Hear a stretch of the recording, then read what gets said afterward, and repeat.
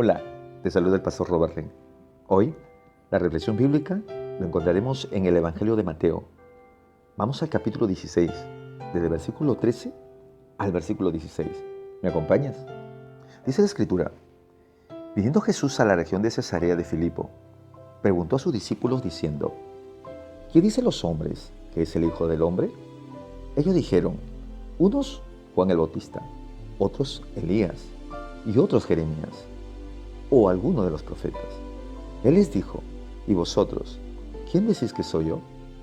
Respondiendo Simón Pedro dijo: tú eres el Cristo, el Hijo del Dios viviente. Entonces le respondió Jesús: bienaventurado eres Simón, hijo de Jonás, porque no te reveló carne ni sangre, sino mi Padre que está en los cielos. Esta conversación muy privada que Jesús mantuvo con sus apóstoles justamente aconteció en este lugar de Cesarea de Filipo, un lugar muy oportuno para una pregunta tan importante que Jesús iba a hacer a sus seguidores. Claro, y aconteció luego que Jesús, según narra otro de los evangelios, se retiraba luego de orar. Entonces, en un tiempo de comunión y privacidad con los suyos, Jesús tuvo esta conversación muy trascendental que marcaría la vida de todos ellos y de una manera muy especial la del apóstol Pedro. Ahora, Jesús comienza a preguntarles acerca de lo que la gente pensaba de él. Porque la pregunta que él les hizo fue: ¿qué dicen los hombres que es el Hijo del Hombre? ¡Wow! Él se llama, para comenzar, a sí mismo Hijo del Hombre. Dentro de esta pregunta, él está revelando su esencia mesiánica y su misión principal por el cual había venido aquí a la tierra. Porque él a sí mismo se designa como el Hijo del Hombre. Claro, si estamos hablando de aquel Hijo de Dios que se hizo carne, claro, que descendió aquí a la tierra, y como dice el apóstol Pablo, fue un nacido de mujer, conforme a Gálatas capítulo 4, versículo 4. Esta obra misteriosa de la encarnación del Dios divino, al hacerse hombre, para cumplir así lo que estaba escrito en las profecías y sobre todo para asumir esta gran responsabilidad única que solamente Él podía hacer, de morir en la cruz como único sacrificio aceptable ante el Padre. Qué importante es comprender que dentro de esta pregunta que Jesús les hizo, Él estaba revelándose a sí mismo entonces. Era un título glorioso que connotaba tremendo hecho y misterioso acerca de su encarnación. Ahora, Él, luego de revelarse a sí mismo a través de estas palabras, comienza a investigar cuáles son los sentimientos del pueblo acerca de Él. Es por eso que les pregunta: ¿qué dicen los hombres? Y miren que no se limita a preguntar solo por algún segmento del pueblo.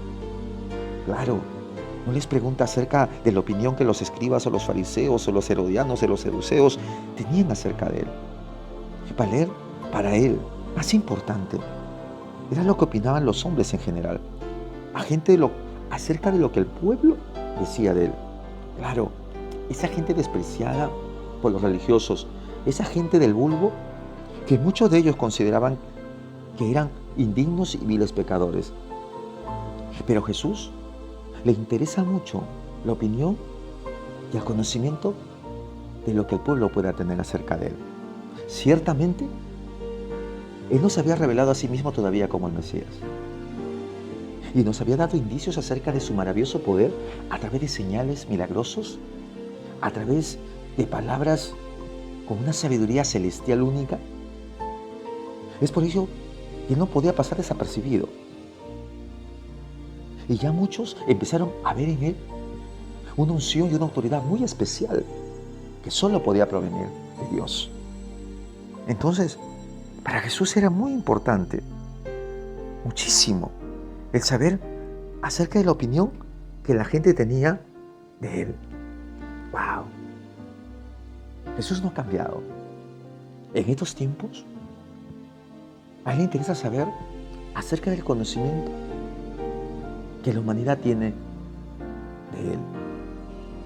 Claro, Tú me puedes decir en este día que Él tiene suficiente poder para poder saberlo sin necesidad de preguntarlo. Pero para Él es muy importante escuchar.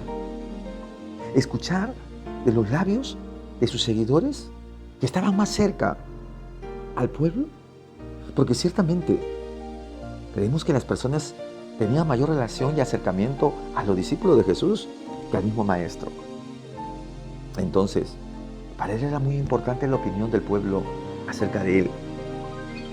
Y Él, pudiéndolo saber con su poderoso poder de omnisciencia, Él quiso preguntarlo como cualquier ser humano podría interesarse en escuchar respuestas de otras personas acerca de lo que piensan de uno. Entonces, Jesús no ha cambiado.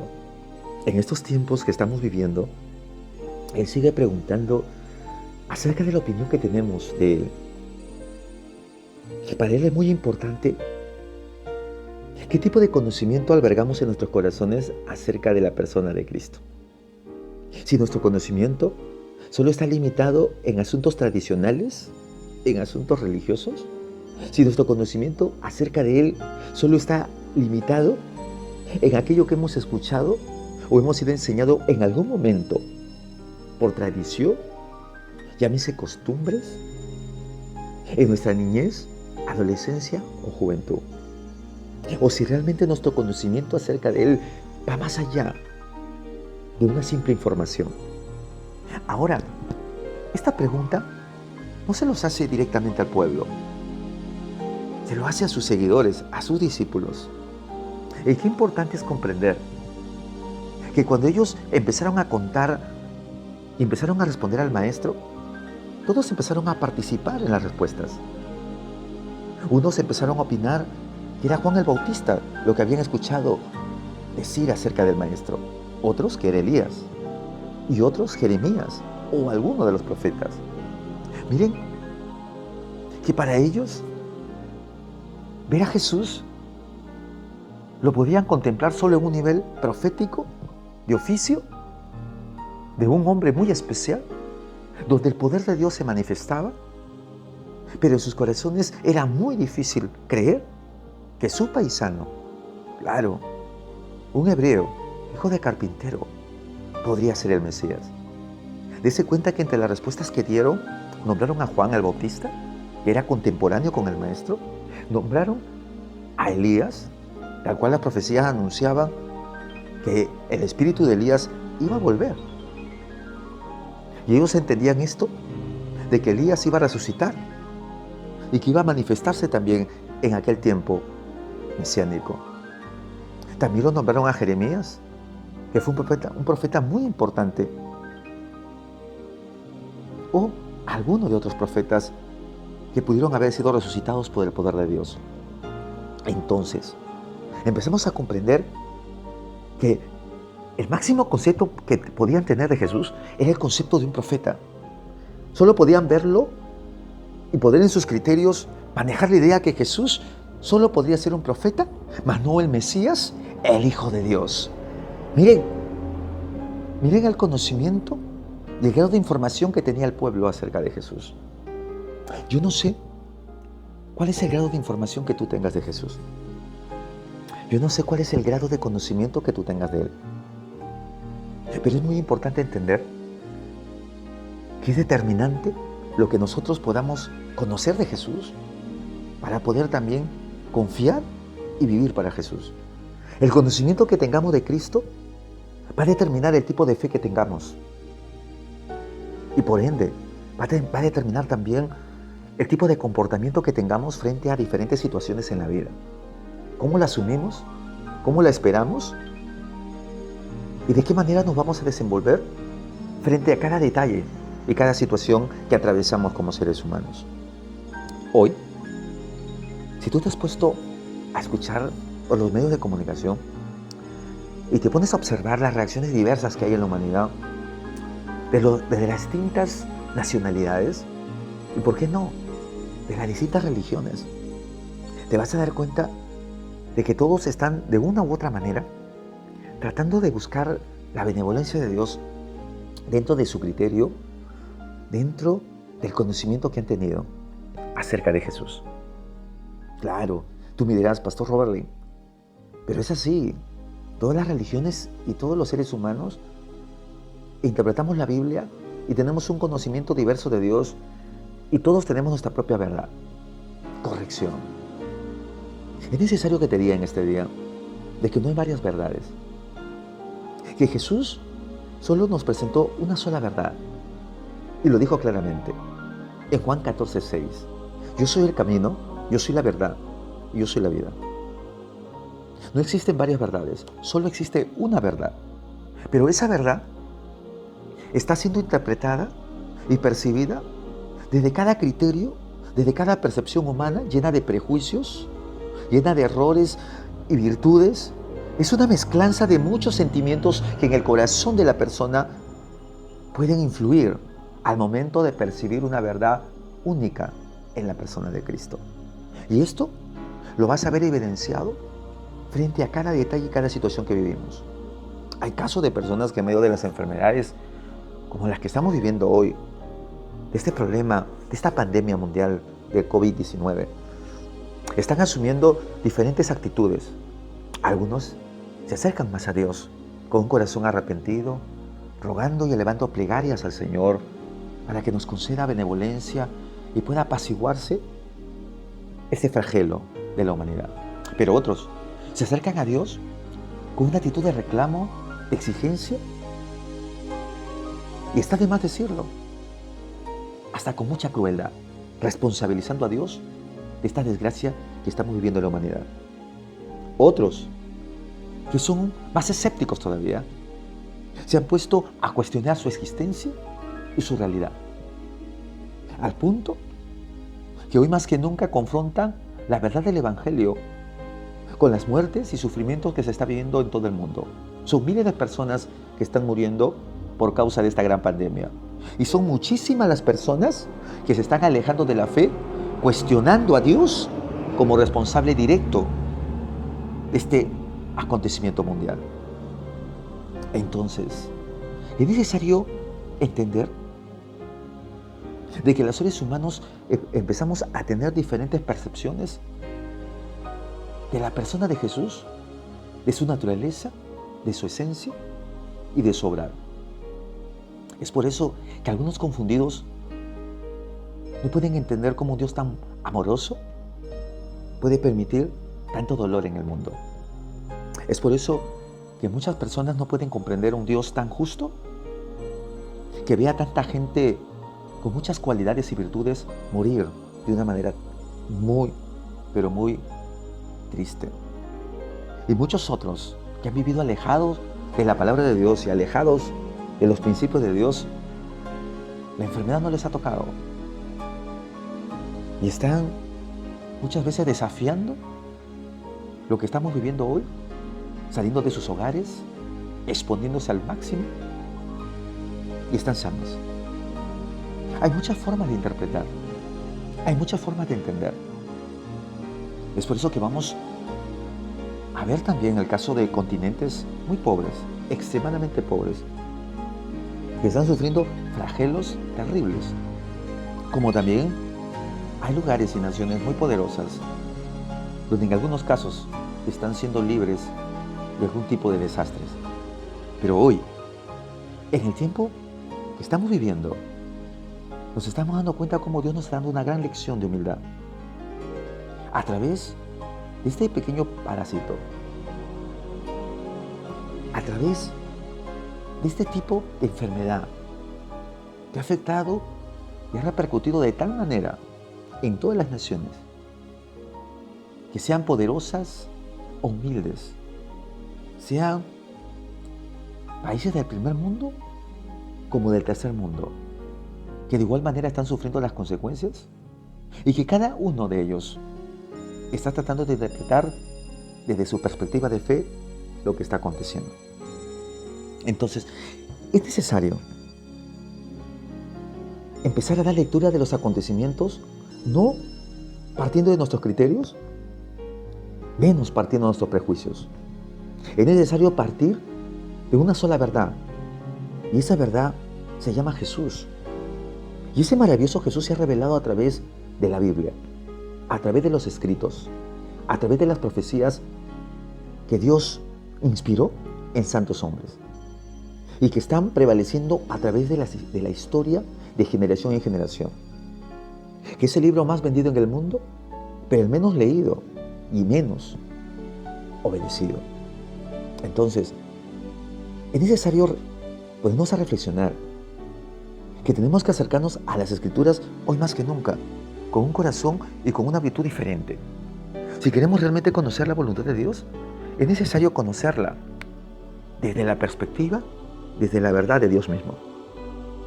Dicho esto, ahora comprendemos cómo cada uno de los discípulos comenzaron a traerle la información a Jesús acerca de lo que la gente creía quién era Él. Y no estaban tan lejos de la verdad. Su conocimiento tenía un poco de verdad, mas no era la verdad absoluta. ¿Por qué digo un poco de verdad? Porque ciertamente algunos creían que era un profeta de Dios. Y ciertamente la unción y la autoridad de Dios estaba con él. Mas él era más que un profeta. Mas algunos creían que era Juan el Bautista, como el mismo Herodes, que en algún momento creyó que había resucitado, luego de haberlo decapitado. Entonces, tenían cierto conocimiento acerca de quién era Cristo. Mas realmente no lo entendían ampliamente, profundamente. ¿Y por qué sucedía esto? Porque el conocimiento que ellos tenían solo era un conocimiento de información. Solo era un conocimiento de lo que habían escuchado. Y lo que sus prejuicios, de una u otra manera, y su limitado conocimiento les permitía entender. Pero para poder tener un conocimiento pleno de Jesús, para poder tener un conocimiento profundo de Jesús, no era suficiente la información. Era necesario la experiencia. Era necesario tener dos elementos importantes: conocimiento más experiencia. Conocimiento más experiencia. Claro, para poder tener un conocimiento profundo de quién es ese Salvador maravilloso, no basta con lo que hemos escuchado o lo que nuestros padres nos han enseñado e inculcado en nuestra niñez. No basta con ir a una comunidad cristiana para ser enseñados y solo ser conocedores de Él a través del testimonio de terceros. Es necesario entonces que podamos tener un conocimiento cercano. Para que tú puedas conocer a alguien, tienes que acercarte a esa persona. Necesariamente tienes que acercarte a ese alguien para que cuanto más tú puedas comulgar, relacionarte, entonces vas entendiendo sus gustos, sus agrados, sus ideas, y tu relación con ese alguien va siendo más estrecho. De igual manera, para que tú puedas tener un conocimiento mayor de quién es Jesucristo, necesariamente tienes que tener con Él comunión. Y a esto voy. Cuando luego que la gente empezaba a dar opiniones diversas de quién era Cristo, y parece ser que las respuestas de ellos no satisfacía obviamente la expectativa del maestro, entonces ahora Jesús se dirige a aquellos que sí andaban con Él, a aquellos que sí comulgaban con Jesús. Pasaban días, semanas y meses al lado del maestro. Comían juntos, caminaban juntos, oraban juntos. Y ellos habían comenzado no solo a escuchar de los propios labios del maestro acerca de las grandes verdades que Él les enseñaba, sino que sus ojos empezaron a contemplar maravillosos milagros. Entonces, ellos, a través de lo que veían y escuchaban, y a través de la relación y comunión constante que tenían con Jesucristo, esto permitía que el conocimiento que ellos tendrían acerca de Jesús tendría que ser mayor a lo que tenía el pueblo en general. Es así como Jesús, luego de mirar a un mundo que empieza a hacer muchas conjeturas de quién es el Cristo, empieza a elevar rezos y oraciones y empieza a hacer rituales para tratar de entender e interpretar lo que está aconteciendo en el mundo, y al no encontrar satisfacción, muchas veces en oraciones y pedidos y expresiones de muchos seres humanos que con buena voluntad se acercan a Dios. Pero entienda, nuestra buena voluntad no es suficiente para llegar a Jesús. Es necesario llegar con el conocimiento correcto a través de la persona del Hijo de Dios y de su sacrificio perfecto en la cruz, creer en Él y vivir para Él. Entonces, Jesús, sabiendo que ellos no obtenían el conocimiento claro porque no estaban viviendo en una comunión plena con Él, como sí lo vivían sus discípulos, entonces se dirigió ahora a sus seguidores y les hace la gran pregunta de la vida. La gran pregunta que creo te la hace a ti y me la hace a mí. La pregunta que necesariamente todo cristiano, todo discípulo de Jesús que se considera un seguidor de Dios, realmente tiene que hacérsela. Y mira lo que Jesús les pregunta en el versículo 15. Luego, mirándolos, a ellos les dice: ¿y vosotros? ¿Quién decís que soy yo? ¡Wow! Este es un momento trascendental. Insisto, yo no sé si ellos estaban preparados para semejante pregunta. Yo no sé si en ese momento ellos imaginarían que el Señor ahora iba a redireccionar la pregunta hacia ellos. Pero lo que sí sé es que lo dejó a ellos realmente estupefactos, perplejos, frente a esta gran pregunta. Y tú dirás: Pastor Roberlin, ¿y cómo usted puede deducir eso? ¿Sabes por qué? Porque cuando Jesús les pregunta esto a sus seguidores, solo uno de ellos contestó. Los demás se quedaron callados. Y es de sorprendernos porque cuando Jesús preguntó acerca de lo que el pueblo decía de Él, la opinión de la mayoría se expresó. Pero ahora, frente a la pregunta que Jesús les hace directamente a ellos, solo uno de ellos habló. Entonces, Jesús ahora se está dirigiendo a ellos de una manera muy privada, muy directa, y ellos tenían la gran responsabilidad sobre sus hombros de responder con un conocimiento sumado a la experiencia que había sido forjado a través de la comunión con Jesús. Ellos no podían dar un conocimiento de oídas. Ellos no podían dar una información solo por testimonio de terceros. Ellos no podían tampoco adjudicarse y alinearse al argumento del pueblo. Tampoco al decir: así como dice la gente, yo también creo que tú eres Juan el Bautista. Así como dicen aquellos, yo creo que tú eres Elías. Claro que no. A ellos se les demandaba un conocimiento mayor, un conocimiento más profundo. Y es así como Jesús hoy se dirige a su iglesia, a los que nos autodenominamos cristianos, aquellos que hoy más que nunca nos hemos puesto la camiseta de Jesús. Y podemos poner eslogan, podemos subir textos bíblicos, podemos llenar las redes sociales de muchas promesas, muchos deseos, muchas oraciones, porque créanme, hoy, en medio de estos tiempos que estamos viviendo, realmente no se puede distinguir quién es cristiano y quién no es. Porque hoy tú vas a las redes sociales y a las páginas de los amigos, hermanos, hasta personas escépticas, y no eres sorprenderte que te vas a encontrar con versículos bíblicos, te vas a encontrar con deseos, con promesas, te vas a encontrar con un lenguaje muy espiritual, con imágenes muy cercanos a las Escrituras, donde escuchamos a presidentes hablar y citar textos bíblicos. Y todos nos quedamos sorprendidos y con la boca abierta, ¿no? Porque damos por sentado de que ese hombre que ha citado textos, que ese presidente que ha recitado un versículo, ya es un cristiano. Y ya de por sí es un seguidor de Jesús.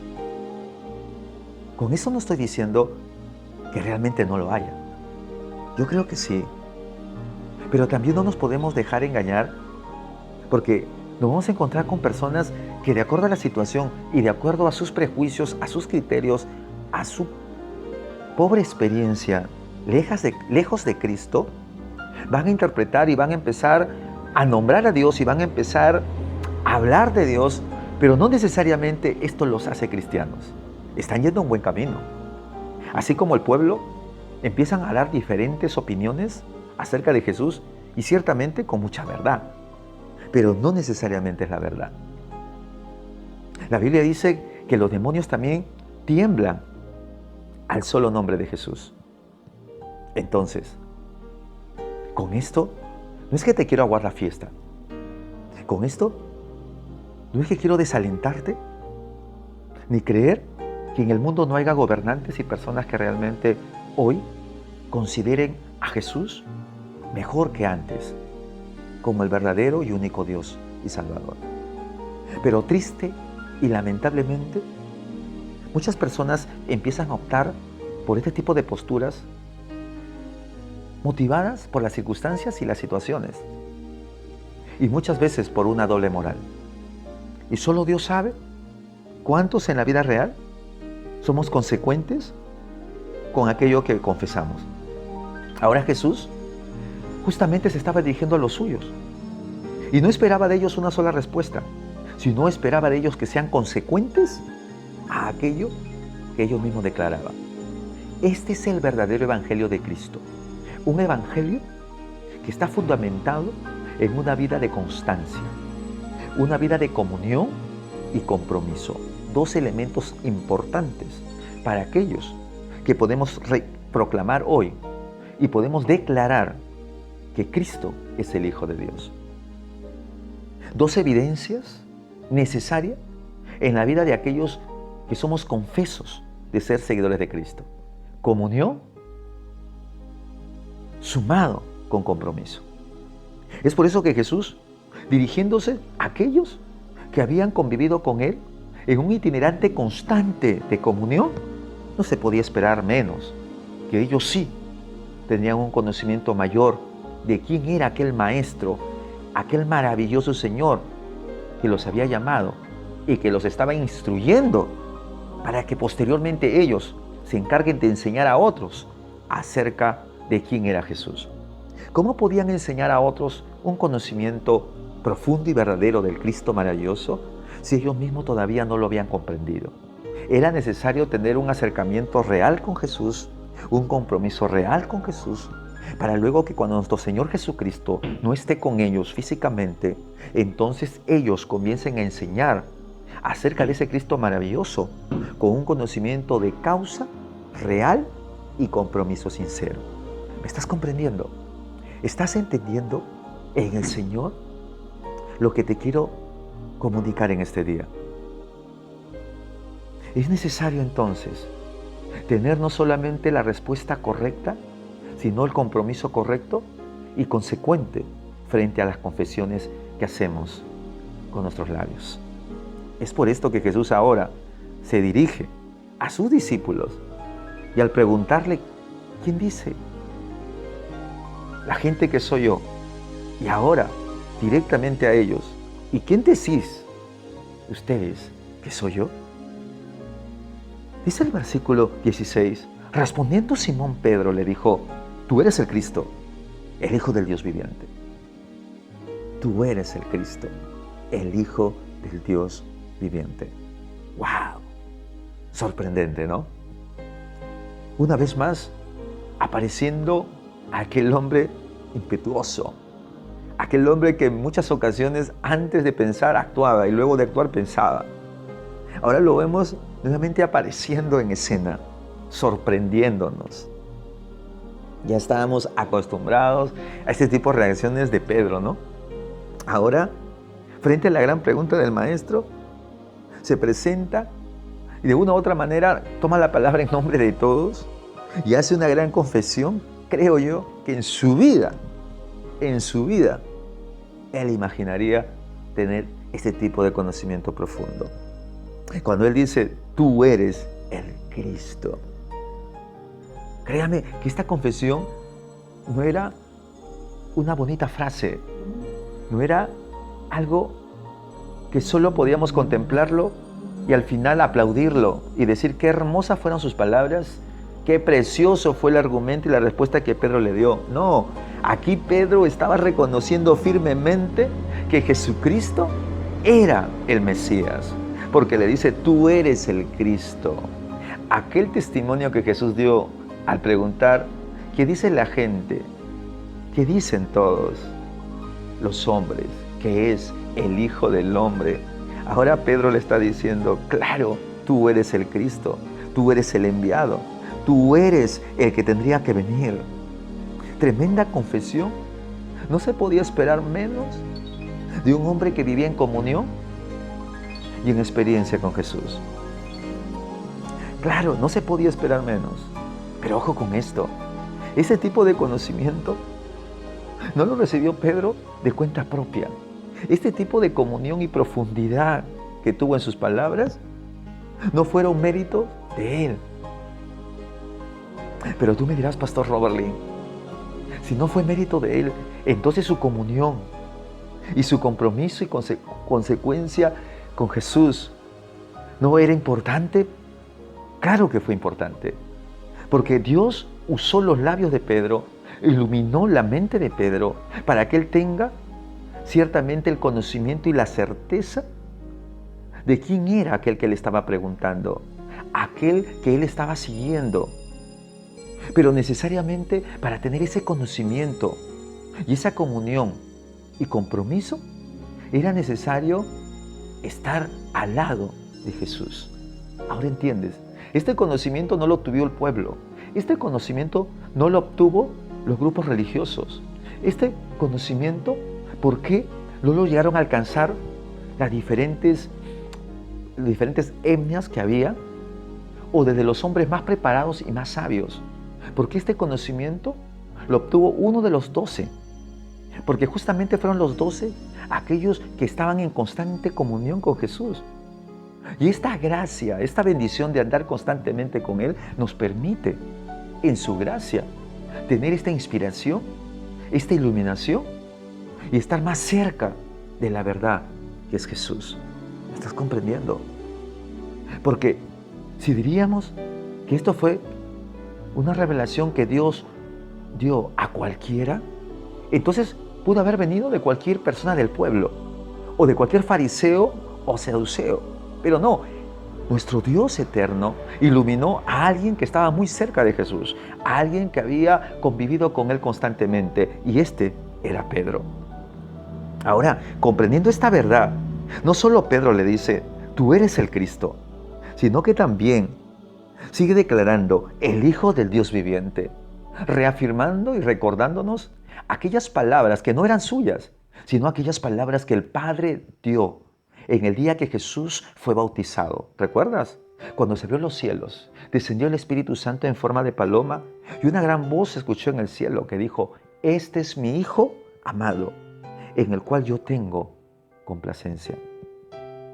Entonces, aquí Pedro está trayendo en mención aquellas palabras divinas que solo el Padre había expresado, dando testimonio de la comunión con su Hijo.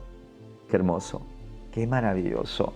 Esta gran revelación, Jesús lo reconoce y lo aplaude de tal manera que lo llama dichoso. Miren lo que dice el versículo 17.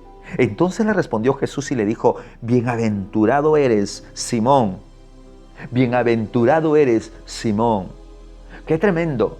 Ahora Jesús, nuestro Señor, está dando un reconocimiento público delante de los demás seguidores que realmente este hombre era dichoso.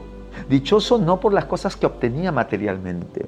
Dichoso no por los cargos públicos que él ahora tendría al andar con Jesús. Dichoso porque él había adquirido la bendición y la gracia de tener esta comunión con el Padre, y que sea el Padre que él pueda inspirar en él como un instrumento útil en las manos de Dios para que él pueda expresar semejante verdad eterna, una verdad trascendental que hasta el día de hoy hace eco en la historia.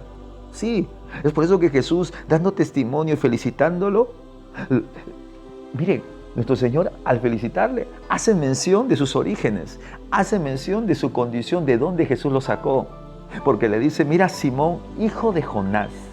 Es decir, tú eres hijo de Jonás, de una familia muy humilde. En otras palabras, de una familia de pescadores, padre pescador, abuelo pescador, bisabuelo pescador.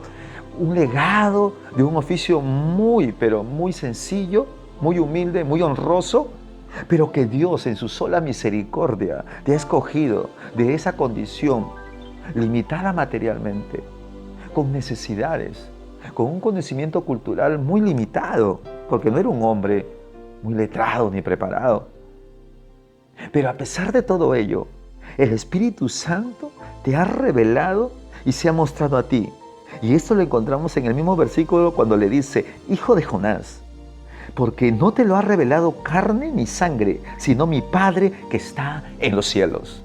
En otras palabras le está diciendo, esto no lo has recibido por información, como el pueblo habla y comenta y comparte. Este conocimiento no está pasando de labio tras labio, de boca tras boca. Este conocimiento no está pasando por tradición. Este conocimiento no lo has aprendido en una escuela. Este conocimiento no lo has adquirido a través de un legado familiar.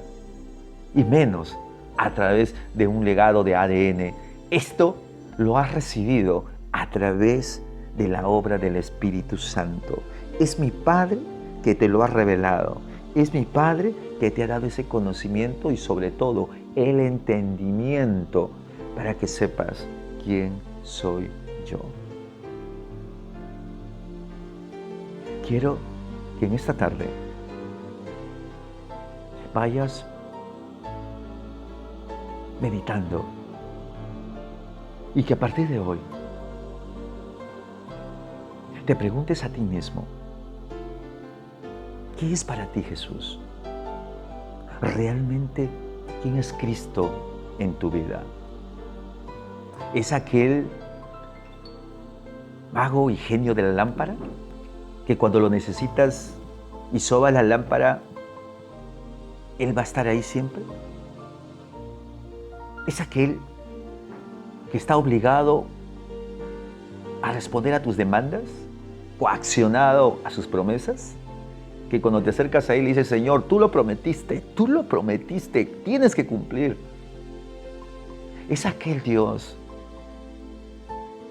que te ha mostrado el castigo eterno del infierno a través de las Escrituras, de un lugar de tormento y destino final de aquellos que lo rechazan, y que por ese temor a irte a ese lugar hoy le estás siguiendo.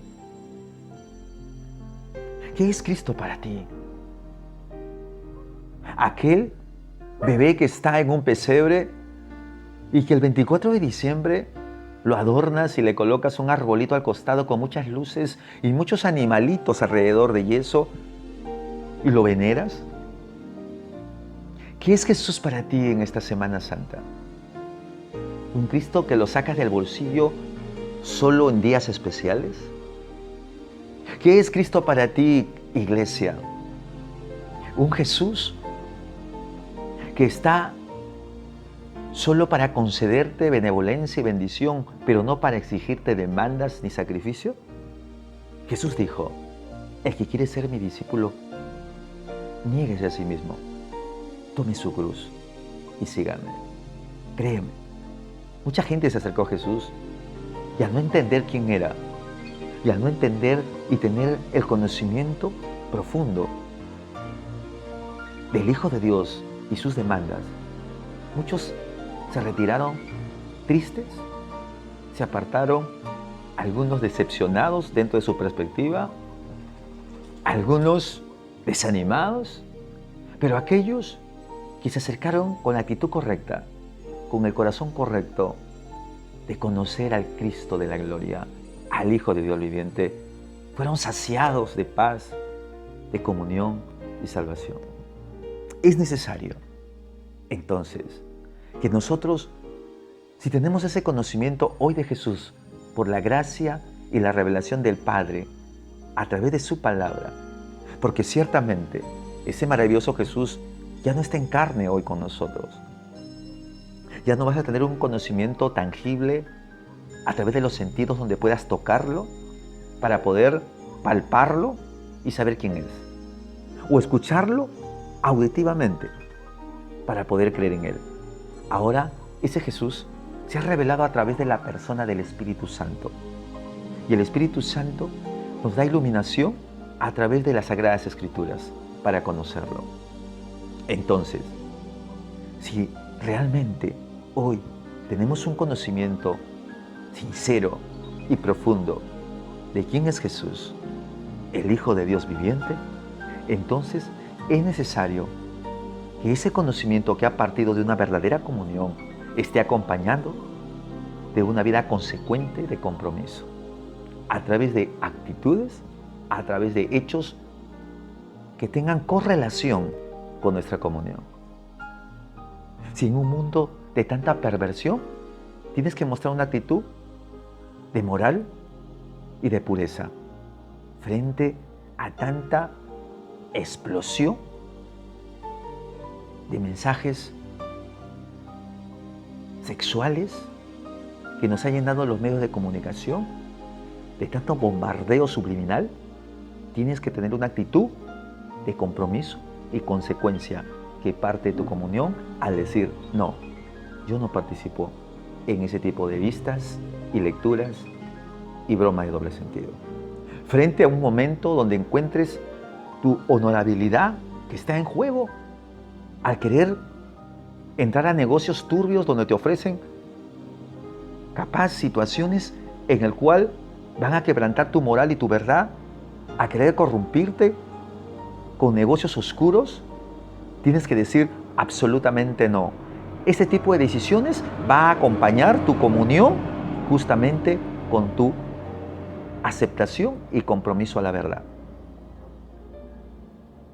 Si tú eres un hijo de familia o un padre o una madre, ahora más que nunca, con tus aptitudes de ser un buen hijo, con buen comportamiento, ser un buen esposo, te va a llevar a una vida realmente agradable a Dios, donde aquel grito de identidad, de decir yo soy un cristiano y creo en Jesús, el Hijo del Dios viviente, va a estar acompañado de compromiso, va a estar acompañado entonces de fidelidad. Soy el pastor Robert Lin y sé que esta palabra te ha bendecido. Que la paz de Dios esté contigo y que el Espíritu Santo cada día te ilumine a un mayor conocimiento y a una vida consecuente con aquel Cristo maravilloso. Bendecido.